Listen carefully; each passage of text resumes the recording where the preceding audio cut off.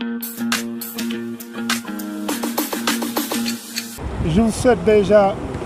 la bienvenue dans la commune de Ngor muy suñu commune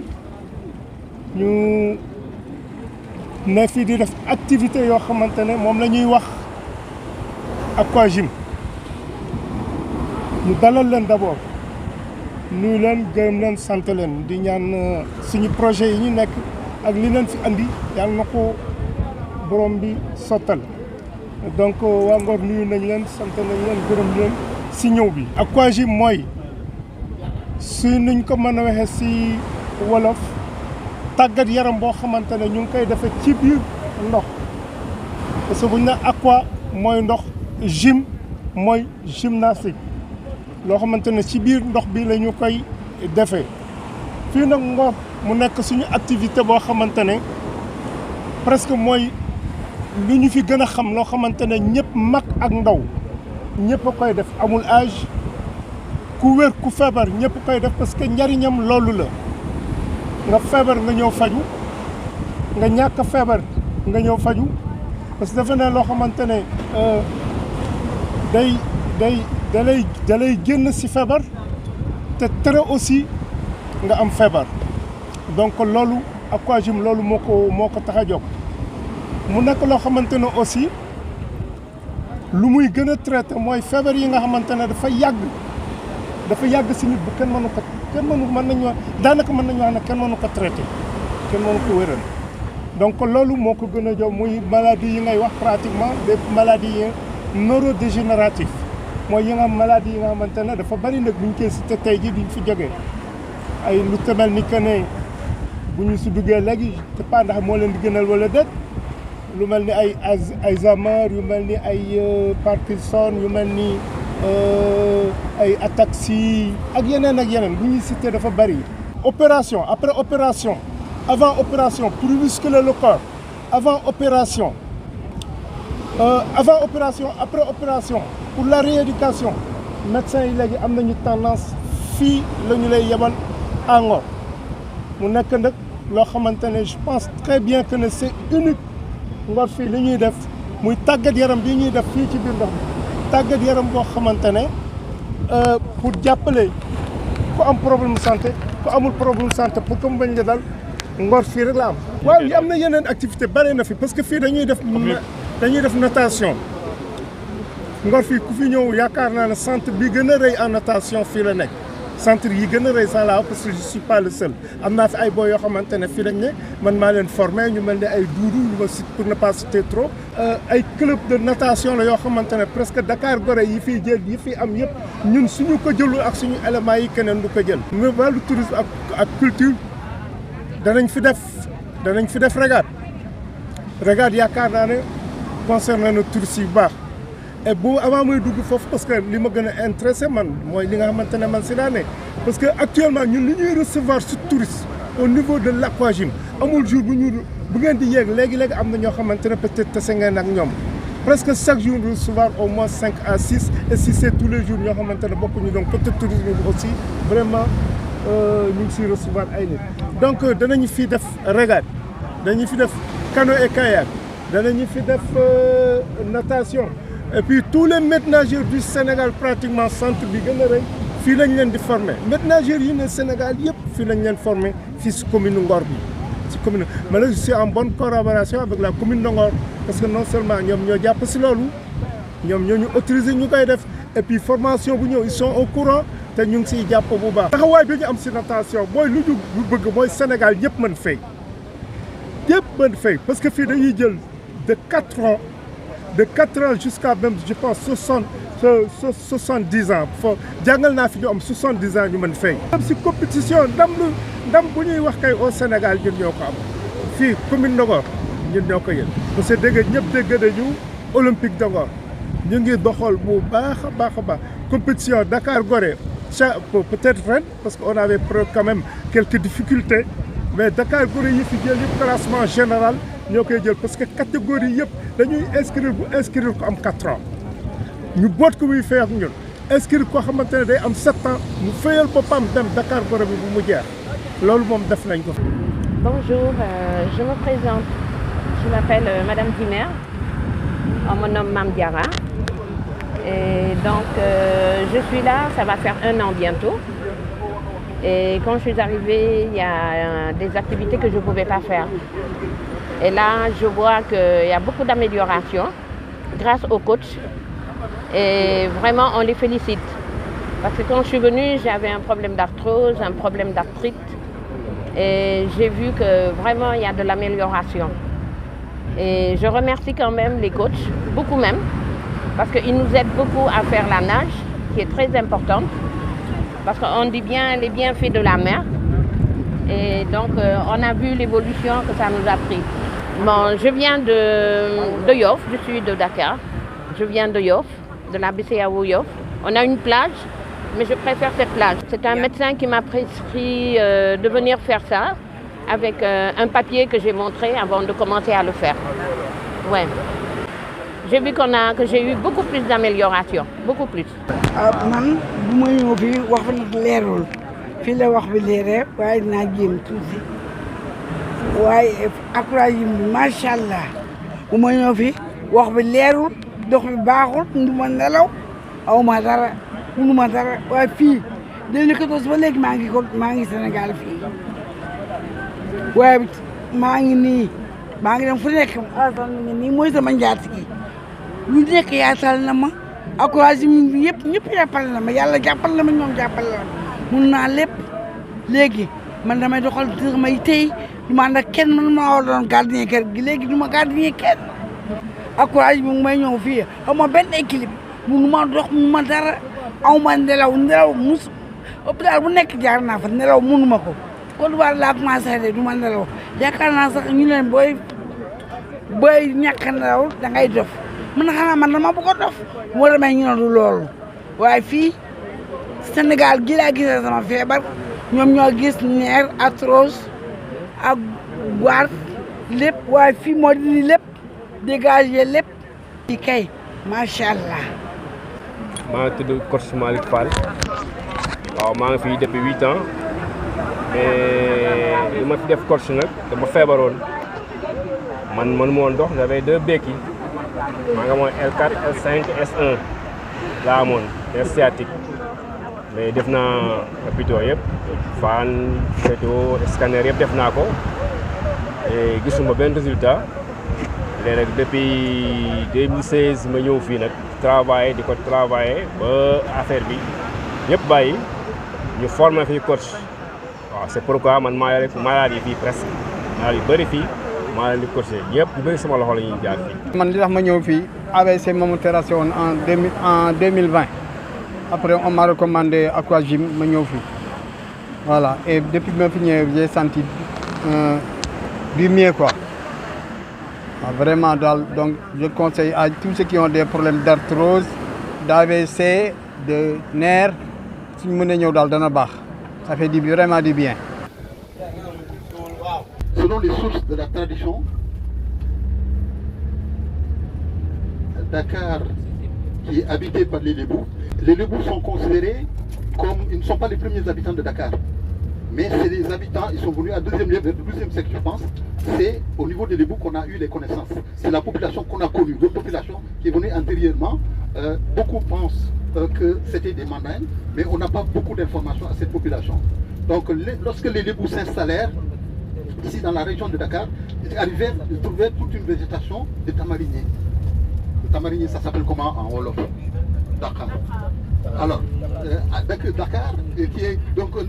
qui est un nom impossible à prononcer par les Français. Vous savez que le son R n'existe pas en français. S'il existe en espagnol, il n'existe pas en français. Donc, par altération,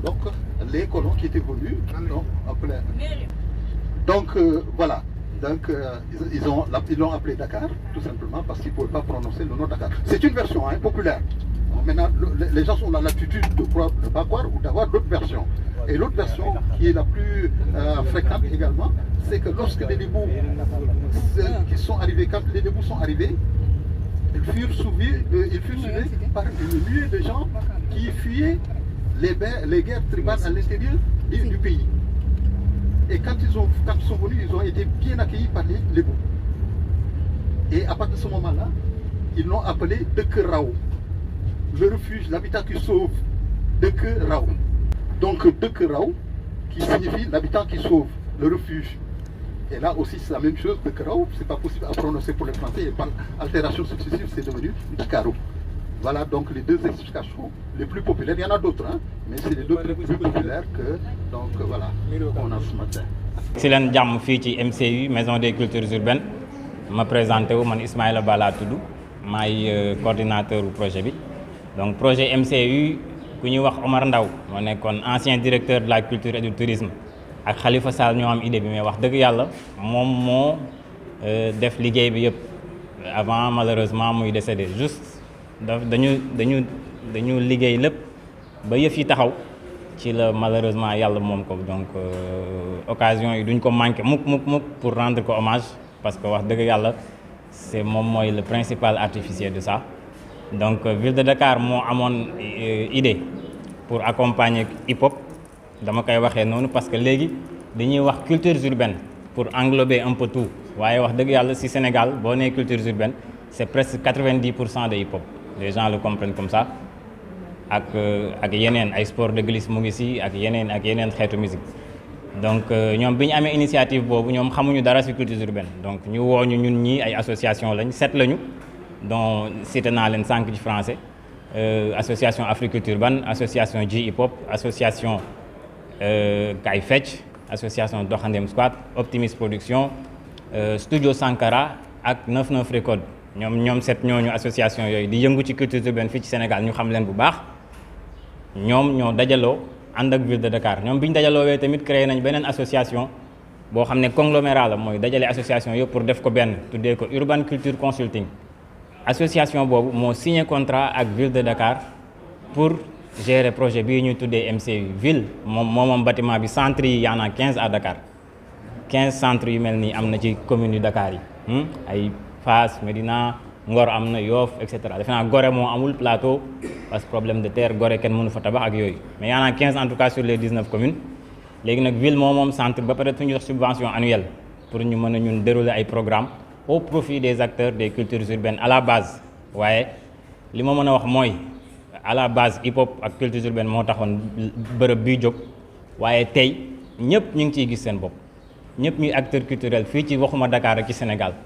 ndax dëgg la impôt xaalisu Dakar la ñuy fonctionner moom mooy fay courant yeeg yooyu waaye nag mënuñoo rek ne ku dëkkul Dakar rek mënoo jaruñu ci lieu bi parce que nag waaw Sénégal benn la aussi comme on le dit donc tey mun ngeen gis ne bu ngeen xoolee seen ginnaaw lii mode la am na yeneen discipline fii nii yoo xam ne qui n'ont rien à voir avec le hip hop et les cultures urbaines donc dañoo mujj yaatal ndaxte situation contexte bee ko laaj waaw donc MCU loolu la bi ñu créé woo en 2014 2015 la ñu commencé activités yi ak ay formation yu bëri nag wax dëgg yàlla ñu bëri sax dañuy foog ne en fait centre formation kese lañ waaye du loolu kese ndaxte fi ngeen nekk nii salle de concert la ay concert dañ fi am ak ay yeneen xeetu événement tey jii nii vernissage exposition moo fi am donc am nañ salle de danse am nañ studio d'enregistrement am nañ salle de répétition am nañ yeneen salle polyvalente yoo xam dañ ciy def ay cours di ci def ay conférence di ci def ay débat di ci organiser yeneen xeetu activité dañuy accueillir itam lu bëri waa gox bii nii notamment UESO muy équipe UESO que ça soit basket wala football démb rek ñu ngi fi woon mooy équipe basket bi nawetaan zone 5 association bi mën nañu wax ne fii mooy seen fief presque léegi ndaxte daanaka chaque semaine ñu ngi fi chaque 2-3 jours fii la ñuy réunir lu ñu fi soxla mosuñu fi am problème noonu lañ koy defee ci imam yi fii ci dajaloo ci Wakam ci ak beneen gox ci Dakar noonu lañ koy defee ci association de femmes yi fi nekk wax dëgg yàlla daal au départ culture urbaine moo ñu taxoon jóg waaye léegi moom nekkatuñu sax ci culture proprement dit dañuy nekk plus ci social ak développement que si leneen quoi. xale bi ne yow xool naa ba xam ne yow laa bëgg man mi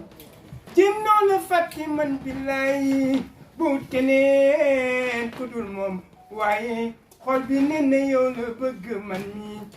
ilo séri bonheur wasil jamaal mbëggeel su dëggoo xolul melokaan ga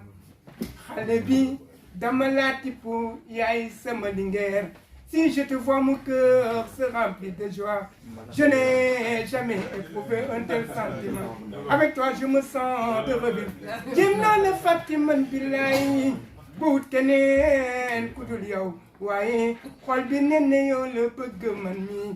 Damay toog sama xel bi xol bi xalaat bi dem si yow. Ma jóg ngeen ñëw seet si la. Riyax ña jàpp ma far toog man Bilay. Boobu maa ngi gaañ sama xol bi ino seri bëna yaay ma yasin dem na ma ko yasin ma aaxo dem na bàyyi ma wala Sophie Cissé Wakaam nekk fi si Xambay cosaani Wakaam léegi dama fi am daa sampoon naa maanaam am na ay ñaar fukki at nangam léegi nag bi mara bi jàppee toog naa 15 ñetti weer à 20 jours du ma lekk du ma naan mbeex géej rek laa daan naan léegi nag yàlla def ñu sampal mu am 20 ans bi 20 ans yi mate laajaat ma nag mu ndëppal nag léegi mën ndëppal nag sama doom bu sama doom benn doom bi ma am rab bi jàppaka mu am 12 ans bi ko rab bi jàppaka daal muy dem fu ne di dem di réer ñi di ko fure ay géej ak yooyu yëpp bi may ndëppal ñu boole waale ko si léegi xale bi yàlla def jàmm bi ñu dima ndëppalee pare si la commencé jàng ba am entrée en sixième macha allah te Binta Ndiir wax Yoff mooy kii nekk Yoff moom mu ndëppal te ñun ñu fi nekk ñi tamit ñëpp moo leen faj macha allah yàlla def si jàmm mais ñu wér ak wér la daal. suñu pëgg nag man sama bàjjan moo fi nekkoon ku ñu wax Ndambaaw Cissé moo fi nekkoon léegi moom moomu moo fi nekkoon benn maire bu ñuy wax maire bi sax fàtte naa ko moom sama bàjjen ñoo fi nekkoon léegi maire boobu mu gaañoo sama bàjjen nekk muy yaa Ndambaaw Cissé léegi bu mu gaañoo si la affaire yi ñëw si man comprendre nga léegi man nekk fi waaye am na ay mag ñoo xam ne ñoo fi nekk ñeneen ñi ngi Yoff ñeneen ñi ngi Wakaam maire bu mag bi sax mooy kii fi gën a mag ñu fii si biir kër gi mu yaa ay tamboon jaañ kooku moo fi nekk moom laa doon àndal dafa am ko ñu waroon samp defaral sànq ni waaye ñëwagul macha allah. waaw ay ndaa la nit bu feebaree boo ñëwee boo laajee ginaar ñi defaral la bu dee bëy ñi defaral la bu dee nag Binta Ndiir mooy defar mooy sanga mooy sampa mooy defar Binta Ndiir Yoff alxames ak lundi fii Wakaam ñëpp ñoo ko moom.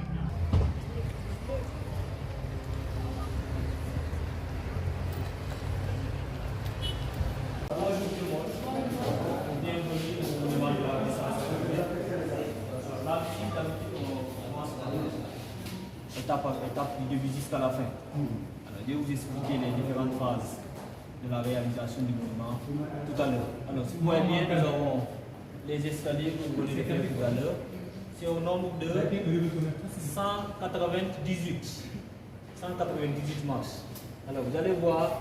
avant la construction du monument, c'était comme ça tout à l'heure. Vous voyez ici en image, le cœur de l'armée sénégalaise. Alors, on détruit ce bâtiment que vous voyez. Et si vous voyez bien, on commence à creuser les 6 mètres de profondeur. Alors les 6 mètres de profondeur, c'est pour faire la fondation. Alors, la fondation, vous voyez à l'image. Et tout à l'heure, vous allez voir la fin des travaux de la fondation. Et après cela, c'est ce que vous voyez ici à l'image, fin des travaux de la fondation. Alors, on commence maintenant à construire le bâtiment. Alors c'est à partir au-dessus de ce bâtiment qu'ils ont posé la statue. Alors vous voyez, fin des travaux du bâtiment. Et maintenant au cours de faire le moulage des personnages. Nous sommes dans cette salle et les autres salles, il y a le premier, le deuxième et le troisième où il y a l'exposition des œuvres. Alors je disais tout à l'heure, c'est les 198 marches que vous avez fait. Alors juste derrière, vous avez au niveau de la fresque. C'est un résumé portant sur l'histoire africaine. Ça part de l'esclavage, le processus de l'esclavage jusqu'à la Renaissance, d'où le monument de la Renaissance africaine. Du ballon à cause de la forme des maisons qu'on a. C'est à Wakaam. pense que c'est entre 1939 et 1940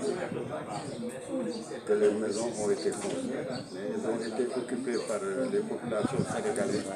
à partir de 1947-40, à l'ouverture du nouvel aéroport. Parce qu'en fait, c'était un quartier de plus de 86 ballons où il y avait les services qui s'occupaient de l'aéroport de Dakar. Il y avait le service de la météo, il y avait la police où j'habite, et il y avait les ballons de la douane. Donc c'était 3 petits sous-quartiers. La météo, qui est devenue la SECNA, la police de l'aéroport et la douane de l'aéroport. On parle d'un ingénieur américain, je vais vous donner après une photo. Quand les ballons étaient en train d'être construits, on parle d'une technologie américaine. Les Français l'ont occupé après, mais en réalité, l'histoire nous a appris que c'est les Américains qui avaient fabriqué ces choses. Les premiers bénéficiaires, c'était les forces françaises. L'armée française a d'abord bénéficié avec les colonies. Il y avait des Bambara, il y avait des Malgaches. En fait, c'était l'armée coloniale qui a occupé à l'ouverture de l'aéroport de Dakar, des services sénégalais, les fonctionnaires sénégalais ont été affectés sur les sites. Il n'y avait pas de mur de séparation, c'était un camp. Beaucoup de maisons ont détruit leur maison verte, mais nous avons préféré le garder. On disait qu'il y en avait dans 3 quartiers de Dakar. C'était zone B, c'était Colobane et Ouakam. Donc, Ouakam, pratiquement tout a disparu. Beaucoup d'étrangers se tenaient sous la forme de cette ville, et surtout du nombre de chambres qu'il y avait, de la douche incorporée. Il y en a. Il y a certains anciens Français militaires qui ont vécu au Sénégal, leurs enfants s'intéressaient à ces maisons-là parce que les parents habitaient à côté. C'était une technologie un peu bizarre, la casa. Personnellement, c'est un impact négatif. Mais les circonstances font qu'on comprend que c'était pour des familles de 3-4 personnes. À l'européenne, quand on est devenu des familles à 10 personnes, ça devient invivable. Parce que c'est 2 chambres, un salon et une salle de bain.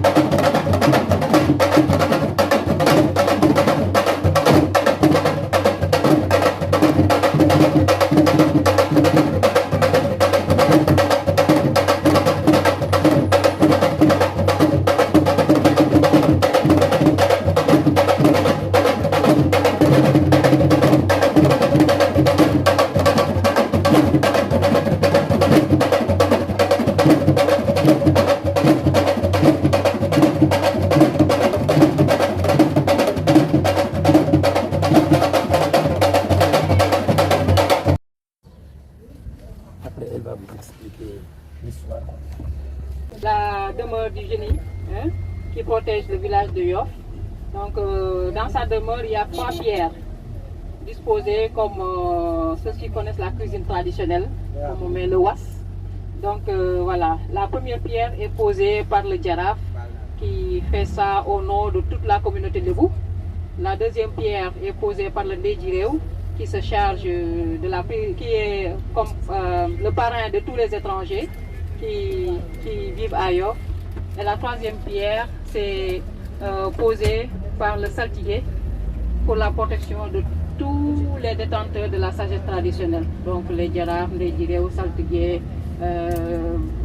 Ndey Djambour et tout ça. Donc cette pierre-là leur est dédiée. Donc c'est un pacte qui a été scellé avec le génie à la suite de la bataille de Djambor. Donc la bataille de Djambor, c'est la bataille que Yoff a eu à livrer contre le Kayor quand il s'est agi de leur donner tribut, du sable marin, du sel et tout ça, comme ça se faisait avant. Donc le génie qui a toujours été avec le peuple Lébou, donc est venu s'installer avec les Yoffois ici à Yoff. Donc Yoff est vieux de plus de 600 ans maintenant. Et chaque année, on fait une célébration en hommage à ce génie qui a aidé Yoff à cette bataille de Djambor, qui l'a protégé contre le Kayor et qui a eu à défendre son territoire et à ne pas donner tribut finalement. Donc on vient de voir la demeure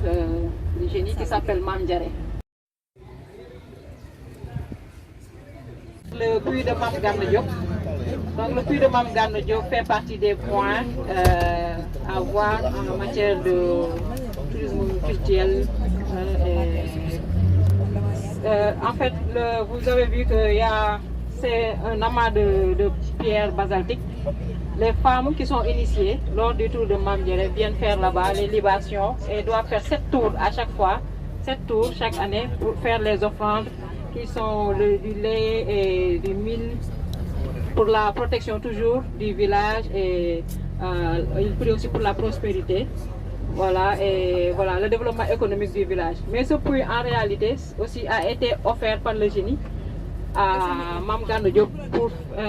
abreuver ses vaches. Parce que la légende dit que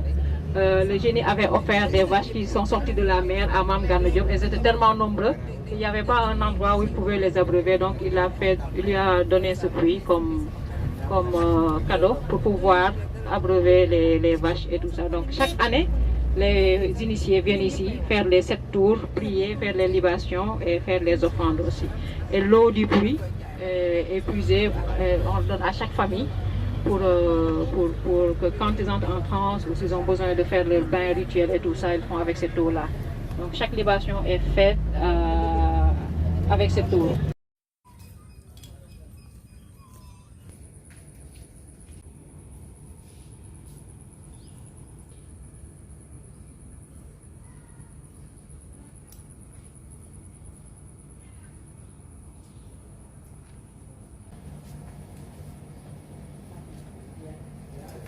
L'objet de votre visite rencontre parfaitement l'une des fonctions principales du parc,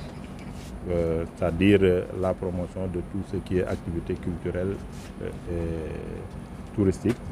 mais également tout ce qui permet la promotion de l'environnement. Donc ça va me permettre également de faire un appel aux collectivités locales, aux collectivités territoriales,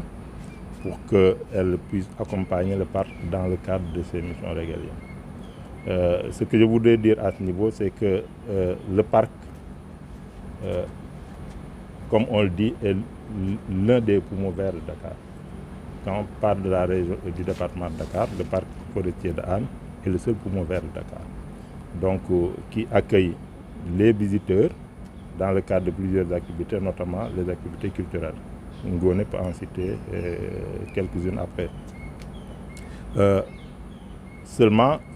nous avons besoin d'être accompagnés parce que, comme vous le savez, l'État n'a pas toujours les moyens qui permettent disons, de prendre en charge l'ensemble des besoins pour que le parc puisse rayonner et être à l'image des autres parcs qu'on trouve dans les capitales des grands pays du monde. Donc, autre aspect, c'est que le parc est confronté à beaucoup de problèmes, notamment le problème des inondations. Et aujourd'hui, il joue un rôle central dans le cadre de la lutte contre les inondations parce que l'ensemble des eaux qui sont piégées dans les quartiers environnants sont pompées et envoyées dans le parc avant d'être acheminées vers l'océan. Ce qui fait qu'il y a des risques importants qui pèsent sur la survie même du parc, qui est un patrimoine naturel du Sénégal en général, mais de la commune de Hann Bel-Air en particulier. Donc il serait important que les collectivités territoriales prennent conscience de ces enjeux et nous accompagnent dans le cadre de nos activités de gestion et de développement du potentiel qui existe. Les dialogues en humanité ont eu à être organisés au niveau du parc. Donc c'est une activité qui regroupe un ensemble d'acteurs qui travaillent dans le cadre de la promotion, disons, de l'être humain de façon générale. Ngoné pourra peut-être entrer dans les détails. Mais au-delà de cette activité-là, il y en a d'autres. Je n'aimerais peut-être pas entrer dans les détails parce que je gère de façon générale les orientations, l'aménagement, etc. Mais les activités à proprement parler sont gérées par les différents collaborateurs qui travaillent avec moi. Et Ngoné pourra revenir plus amplement dans les activités détail par détail pour vous expliquer évidemment ce que nous faisons dans ce domaine-là. Des touristes étrangers, nous n'avons pas des statistiques précises, mais globalement nous recevons environ 1024 personnes par jour en moyenne, ce qui fait que le parc est un lieu quand même de regroupement des Sénégalais. Donc il y a une diversité maintenant de nationalités parmi ces visiteurs-là.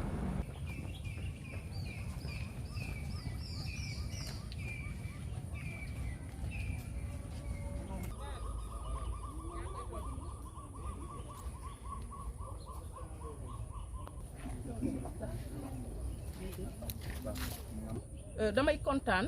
ci événement bi koom-koom GIE koom-koom organisé ak ville de Dakar parce que daf ñuy permettre en tant que responsable des affaires culturelles du parc de Hann ñu wane potentialité yi nekk ci parc bi tey fii ma toog dafa bokk ci ay projet yu parc de Hann à travers à travers son département culturel que je dirige yu ñu créé invité ci ku mel ni le conservateur Bambo Sagna qu'on a eu à rencontrer au Salon international du tourisme pour mu ñëw matérialiser le bois sacré tey loolu moo jur bois sacré te depuis lors bokkoon na ci espace yi nga xam ne mooy espace yi gën a visible ci parc bi yi nit ñi di gën a ñëw parce que hormis aspect découverte dafa am benn ay ethnie yoo xam ne tey bu ñu ñëwee ci parc ci bois sacré bi dañ ciy gis seen bopp sur toute l'Afrique nag dañ ci gis seen bopp parce que seen culture la te lii initiative bi dafa jóge ci FESMAN parce que pendant le FESMAN on avait un projet de patrimoine bu ñu waroon mettre en bu ñu waroon créer donc du woon lii rek amoon na ay cas traditionnels lu ñu waroon def ci parc bi et tout par faute de moyens comme c'est ça lii moo disponible woon ñu def ko c'était pour montrer une vitrine de l'Afrique à travers lii ñu def nii tey muy bois sacré muy cases yi ñu waroon a installer et tout qui n'ont pas encore abouti mais xalaat naa ne dans l'avenir avec ce forum là avec cet événement là xalaat naa ne dina am solution comme ni ko directeur waxee sànq rek parc bi dafa am potentialité yu bëri mais yu ñu exploité wu te à travers événement yu mel nii lañ ko mën vraiment wane ba Sénégal tourisme bi la destination Sénégal ñu mën ko jaay. maa ngi tudd madame Diallo Ramatoulaye Ndiaye nekk directrice SEDAF de Dakar Le CEDAF mooy le centre départemental d'assistance et de formation pour les femmes. C'est pour le département de Dakar. dañ fiy def ay activités génératrices de revenus. Donc le centre est créé depuis 2004. Donc c'est une structure bi nga xam ne dafay dépendre directement du ministère de la femme, de la famille et de la protection des enfants. Donc fii jigéen ñi dañ fiy ñëw les organisations féminines de tout le département de Dakar et même des autres départements qui n'ont pas encore de CEDAF pour ñëw di fi dérouler ay activités génératrices de revenus dans les domaines comme la transformation des céréales locales, la transformation des fruits et légumes, dans des domaines comme l'artisanat avec la vannerie, dans la transformation des produits halieutiques, donc dans la sérigraphie, la couture, la restauration, le micro-jardinage. En tout cas, filière yi bëri na te femmes yi tout le temps fii la ñuy ñëw vraiment c'est un cadre bi nga xam ne fii la ñuy ñëw un cadre d'échange, d'épanouissement pour leen di permettre may leen toutes les opportunités possibles pour ñu mën a dérouler tranquillement seen activités génératrices de revenus. Il faut juste nga bokk ci organisation ou bien groupement féminin nekk ci département bi et même au-delà wax naa ko léegi ba pare ngay dérouler activités yoo xam ne vraiment dafay conduire à l'autonomisation économique des femmes parce que booy xool ministère de la femme dafa am benn programme bu tudd programme autonomie économique. Donc ci programme boobu nag c'est dans ce cadre-là que la femme yi di ñëw di dérouler des activités génératrices de revenus dañuy dem di commercialiser seeni produits di ci am ay revenus yoo xam ne daf leen di permettre de ñu subvenir à leurs propres besoins aux besoins également de leur famille. Bon là je peux répondre à cette question mais damay bàyyi femmes yi nga xam ne ñoom ñooy dérouler les activités ñoom ñu mën a wax pour vraiment wax seeni jafe-jafe difficultés yu ñuy rencontrer et tout ça. waaw parce que femmes yi tamit vraiment léegi xam nga avant elle n'était pas formalisée groupement yi kii yu ñu woon mais léegi femmes yi dañoo yeewu ba nga xam ne vraiment dañuy formaliser seen association yi mën di am seeni fra mën di jaay à l'intérieur comme à l'extérieur am na si ñoo xam ne seen produits yi dañ koy génne am na si ñoo xam ne aussi fii ci biir dëkk bi la ñu yem. man maa ngi tudd Ndeye Fatou Sylla Ba nekk présidente nationale du réseau AMIDEF nekk fii ci centre bi depuis centre bi commencé ba léegi. ñu nekk ñu ngi ci produit wax nañu activité yu bëri na mais léegi spécialisé ci li nga xamante ni moom mooy xale yi produit cosmétique léegi ñun ñoo ko defar fii dañuy defar ay crème ak ay lait de corps def ay shampoing gel de douche def ay shirley def ay crème réparateur xam nga ñu bëri bëri seen yaram dafay faral di yàqu nga xam ne ñu bëri def ay formation technique yi ñu wuti chimiste yoo xamante ne ñoom ñoo ñu formé crème yoo xamante ne par exemple ak diw yi nit ñi bu ñu ko jëlee léegi 5 kilos dina nekk day nekk vraiment produit yoo xamante ne nit ñi nangu nañ ko nga xam ne ñu ngi fii ci centre bi ñun bi ñu ñëwee fii mën nañu savon eau de javel moom lañ jëkk jàng savon yi fiy defar na ay savon naturel la savon de baax la yoo xamante ni ñu defar sa yaram la di ko yàq ñu def dara yu ñuy liggéey itam ay produits naturels la jëlewuñu ko fenn fii lañ koy jënd ci dëkk bi defaraat ko jaayaat ko nii fii ci centre bi bon mënuñu ni am nañ ci problème parce que centre bi bi ñu ko defaree ba léegi ministère de la femme jox na ñu am aussi ay njiit yu am solo yu fi lu mel ne comité de gestion lu mel ne tamit directrice ñu yore ko yore boo xamante ni ñëpp dañu jóge partout dañu fii ci centre bi am na espace centre bi vraiment li ñu yombale suñu liggéey fii tey jii ministère de la femme couvrir ñu amuñu fi benn coono amuñu fi jafe-jafe du wàllu électricité du wàllu eau du wàllu dara lépp ñoom ñoo ñu liggéey li ci des nag ñun ñooy indi suñuy produit indi suñuy matériel teewul aussi projet yi dañuy may ay matériel ministère de la femme aussi may nañu nit matériel yu bare ba nga xam benn problème amuñu ko même ñi dëkkul directrice wax na ko léegi ñi nga xamante ni dëkkuñu sax fii ci département de Dakar dañuy yóbbu ci yeneen département ñoo ñu liggéey ndax li nga xamante ni am na centre bi moom dañ koy sant yàlla bu baax a baax bu ñu ko amee xam nga man li ci ëpp damay def vente en ligne man samay produit man damay jaay Canada damay jaay France damay jaay États-Unis voilà parce que am na produit yoo xamante ne dañ ko même bi ma lancé nii sama cosmétique bi déjà man am benn clientèle boo xam ne mu nekk France voilà kon loolu dañ koy sant yàlla bu baax a baax ndax xam nañ ni produit bi naturel la produit bi réparé yàlla lu am benn loo xamante ni effet secondaire la boo xam ne day yàq gàncax gi xam nga léegi si suñu xam ñun jigéen ñi xam nga femme de développement yi maanaam ñëpp dañuy liggéey ci produit bu nekk am nañ ci fournisseur jigéen ñenn nit ñi bu ñu xamee ne lii jigéen ñi ñu ngi si jublu rek daw nañu gaaw ko andi ba nga xamante ne tey man su ma soxlaa damay def sama commande léegi sama produit ñëw léegi ma daal di defar sama daal di jaay amuñu ci benn jafe am nañu bépp produit boo xamante ne tey soxla na ko pour defar vraiment suñu ay produit bu jaayaat am nañ ko maanaam intrant yi macha allah yomb na xam nga cosmétique li ko wutalee ak céréale dafay jël temps céréale dafa métti ñeneen dafa nekk loo xam mënuñu ko bàyyi mais cosmétique tey boo xoolee rentabilité cosmétique boobu moom ëpp tey si benn journée bi mën naa si defar lu bare mën naa ci def crème mën naa ci def lait de corps mën naa ci def shampoing mën naa ci def surlet si benn journée te mën naa ci defar ay douzaine man nga ak sama équipe. waaw maa ngi tudd madame Moumina Kane maa ngi dëkk commune de Yoff di fréquenté SEDAF bi nag bu yàgg depuis madame Aw nekk SEDAF bi nag nekk njëriñ ci ñun ndax fii rek comme ni ko sama naataango bi waxee moo gën a yaatu fii la ñu mën a liggéeyee li ñu bëgg a liggéey yëpp parce que dañu fiy def céréale locale bi danañu def saponification di def utilisé légumes lépp dañ ko def maa amee nag GIE bu ñuy wax ànd ak liggéey xale yi yëpp wax dëgg yàlla relève bi mooy xale yi nekk suñu gannaaw ñoom ñoo amee relève ñu yaatal ñu nag ci SEDAF ndax kër gu ne dafa am buntu kër bi mooy madame Dia bi nga xam ne moom mooy directrice SEDAF yaatal ñu fi may ñu jàmm wax dëgg yàlla ba nga xam ne lu ñu am ci production ñu ñëw def ko man dinaa yëngu céréale locale dinaa yëngu saponification dinaa yëngu fruits et légumes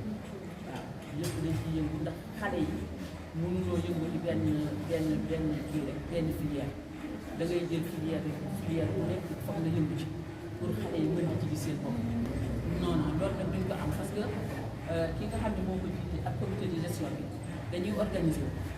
ba yow boo ñëwee nga laajte nga ne dama am formation tel ñu ne la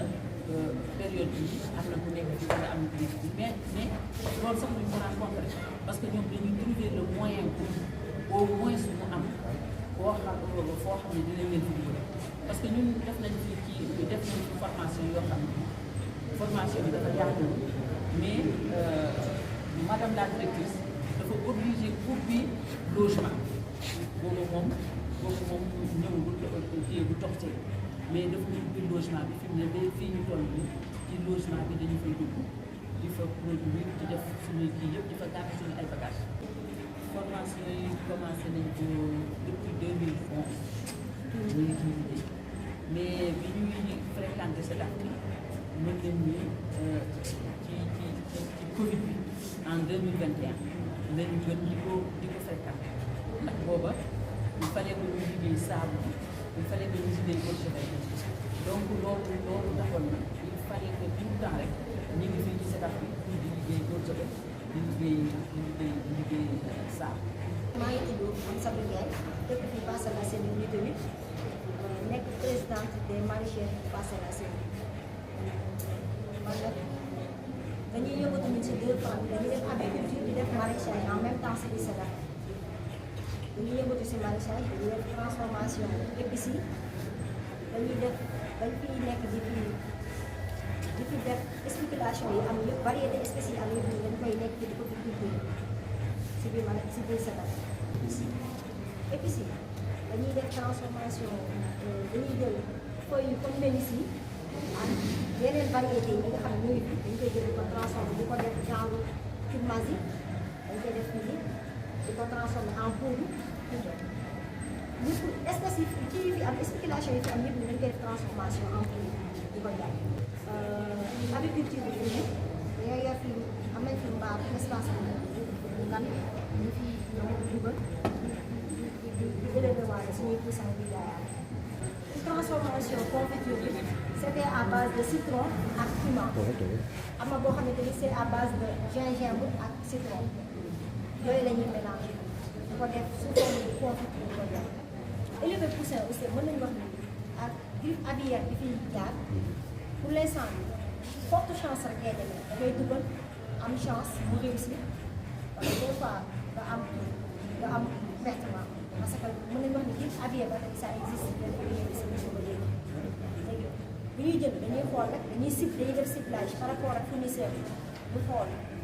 kan moo gën a yor poussin yi gën a baax actuellement ñu dem jënd si bu ñëwee ñu dugal ñu démarré ko actuellement nii ñii fournisseur bi dafa bari kon doo tëb rek dem jënd mais da ngay def ciblage parmi eux da ngay def ciblage xool ki gën a baax la poussin si kooku moo lay jënd mën nañu wax lépp tout est naturel amul benn produit chimique bu si dem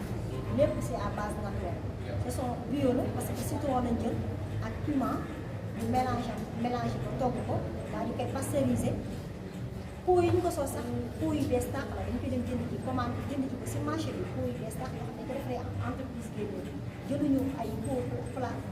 nii la si sol te bu ñëwee tamit dañ koy togg comme parce que bu ñuy jàngal dañuy jàngal ni ñu koy toggee ni ñu koy chronomètre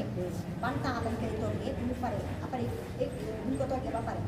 nan la ñuy defaree pot yi ba sol ko si bu mën koo conserver parce que conservation bi aussi dafa am ni ñu koy conserver si biir pot yi. limite conservation à peu près 6 mois si boo ko tijjiwul c'est 6 mois boo ko tijjee nag boobu moom da koy yëngu da koy dem yëngu si réfrigérateur ba sinon dafay yàq. defar ay cube de base naturelle yoo xam ne si plante bio yi si plante yi la ñuy jël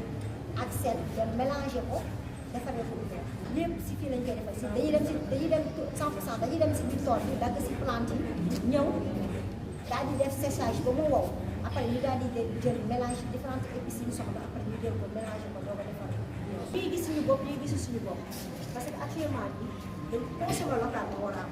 mooy la ni ñu war a defee population bi reconnaître xam produit yi ñuy defar lan la c'est à base de quoi ñu wàññi produit chimique yi ñuy lekk produit chimique yi ñu wàññi ko dañuy lekk si consommé local yi si li nga xam ne dafa naturel actuellement loolu lañ gën a promouvoir pour que population bi xam produit yi ñu ñuy defar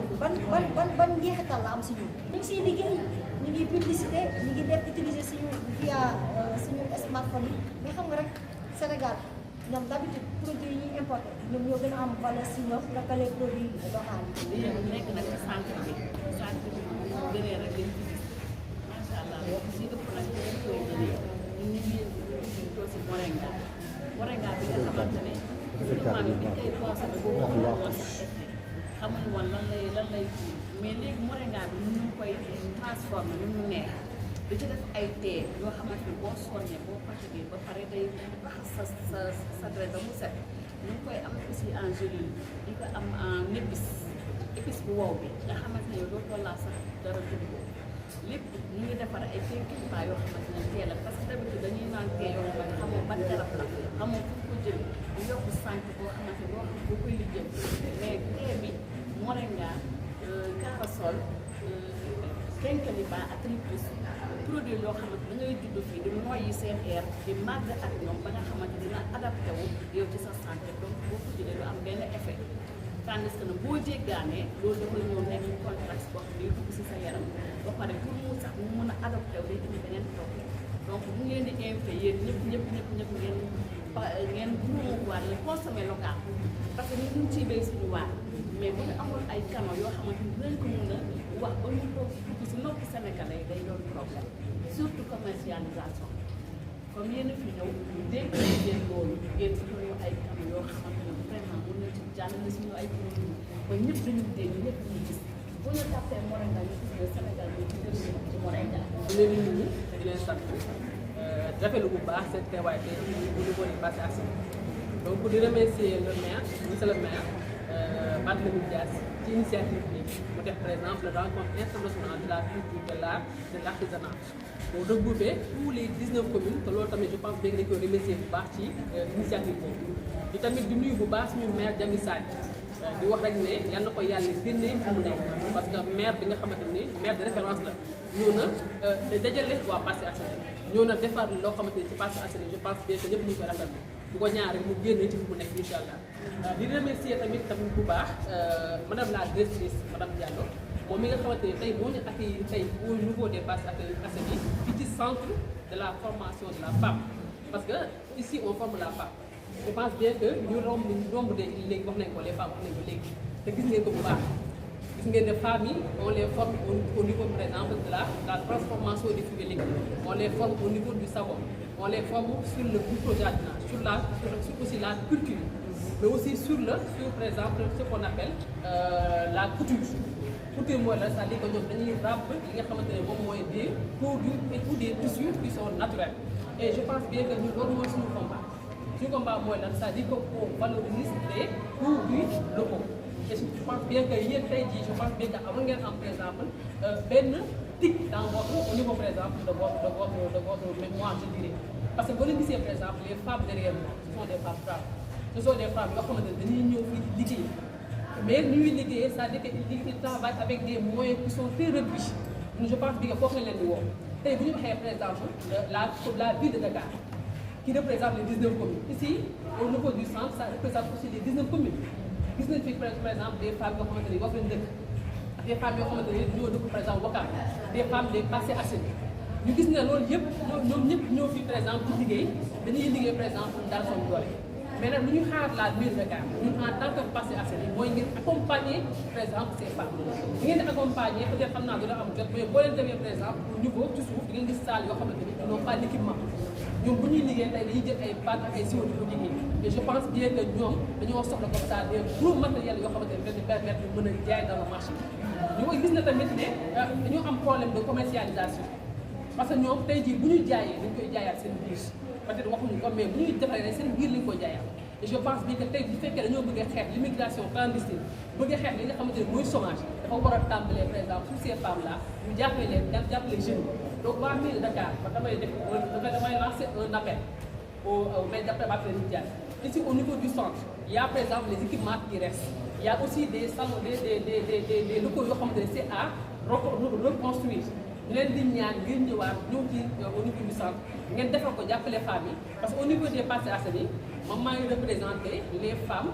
et il y a plus de 300 groupements de femmes te li ngeen gis ni c'est une petite proportion des femmes yi nga xam ne ñoom ñoo yëngu ci transformation ci fruits et légumes ci savon et cetera donc loolu laay def appel di ko wax par exemple tout le monde tous les bonnes volontés yoo xamante ne ñoo bëgg le Sénégal tey mu egg foo xamante ni dañ koy tudd ëllëg ñu commencer par la transformation par la valorisation de nos produits locaux te tamit jàppale ñëpp ak ñoom ñoo ci baax loolu daal la amul loo wax di remercier ñëpp di sant ñëpp macha allah.